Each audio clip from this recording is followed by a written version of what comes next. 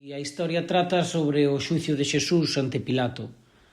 Entón Xesús foi levado polos principais sacerdotes ante o gobernador romano Pilato.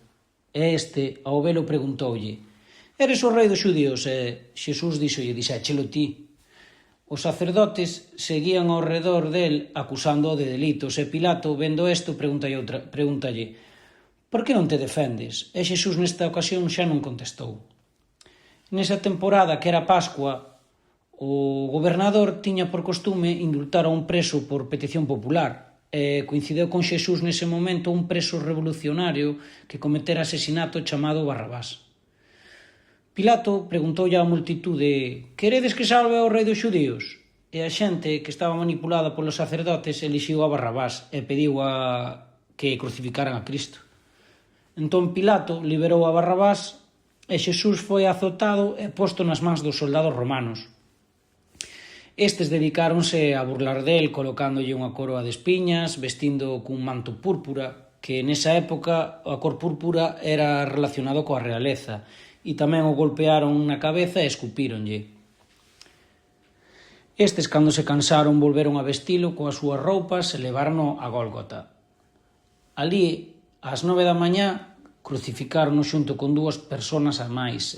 O único cargo que tiñan con ele era que era o rei dos xudíos. E mentras estaba vivo, pudo ver como a xente e sacerdotes que pasaban por ali se burlaban del. Ahora, terminando, xa fala sobre a morte de Xesús e sería ao mediodía a terra escureceuse ata as 3 da tarde e nese momento Xesús clamou gritando: «Eloi, Eloi, lema sabatani», que significa Dios mío, por que me has abandonado?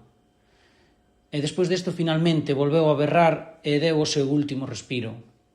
Ocorreu con isto que a cortina do templo rachou por completo ante a vista dun oficial romano que dixo: «Realmente este era o Fillo de Deus». E relata a Biblia que de lonxe tamén se observaron todo isto María Magdalena e María, a nai de Santiago Menor e de Xosé. Para enterrar a Xesús apareceu Xosé de Arimatea, que era un seguidor de Xesús, e pediulle a Pilato permiso para levar o corpo e darlle sepultura. Entonces este concedeullo, pero non sen antes preguntarlle a un soldado e asegurarse de que estaba morto. E cubreu o corpo de Xesús con lino e puxo nunha tumba tallada na pedra. Aquí na Biblia tamén fai mención de que María Magdalena e María viron onde poñían o corpo de Jesús, porque, despois nos seguintes capítulos veredes o porqué.